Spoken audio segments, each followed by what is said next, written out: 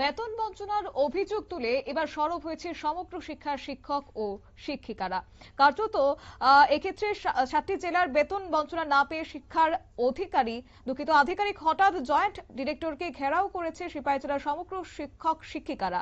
7 জেলার সমস্ত সমগ্র শিক্ষক শিক্ষিকাদের বেতন হয়েছে একমাত্র ব্যতিক্রম সিপাহীজলা জেলা। ডিসেম্বর মাসের 8 তারিখ এখনো পর্যন্ত সিপাহীজলা জেলার সমগ্র শিক্ষার অন্তর্গত শিক্ষক শিক্ষিকাদের বেতন হয়নি, যার ফলে ক্ষুব্ধ হয়ে তারা সিপাহীজলা জেলা শিক্ষা আধিকারিক অর্থাৎ জয়েন্ট ডিরেক্টর কণিকা দেববর্মাকে ঘেরাও করলো সোমবার 7 সকালে। আজকে শিক্ষকদের বেতন তাদের দরকার বলে তারা জানিয়েছেন এবং দাবিতে সরব হয়েছে তারা। কি রয়েছে বিস্তারিত শুনুন। আজকে আমরা মূলত ডিস্ট্রিক্ট এডুকেশন অফিসারের অফিসে এসেছি। আমরা আজকে মাসের 8 তারিখ হয়ে গেছে। আমরা সমগ্র শিক্ষার টিচার সিপাহীজলা ডিস্ট্রিক্টের আমরা এই মাসে এখন অবধি বেতন পাইনি। আমাদের মাসিক যে ভাতা এটা পাইনি। গত মাসেও আমাদের সাথে সেম হয়েছিল। আমরা গত মাসের 7 তারিখ বেতন আমাদের নির্ধারিত যে অনারিয়াম এটা আমরা পেয়েছি। তো এই মাসে আজকে 8 তারিখ হয়ে গেছে, এখনো বেতন হয়নি দেখে আজকে আমরা ডিউ ম্যাডামের সাথে দেখা করতে এসেছি। ওনার সাথে কথা বলে আমরা যেটা বুঝেছি যে স্টেট ফান্ড রিলিজ করা হয়নি, যার কারণে উনি বেতন দিতে পারছেন না।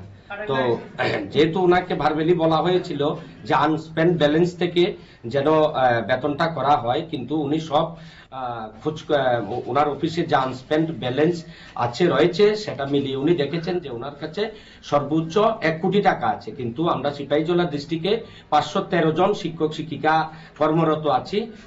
ওদের আমাদের বেতনের জন্য লাগে 1 কোটি 60 লক্ষ টাকা।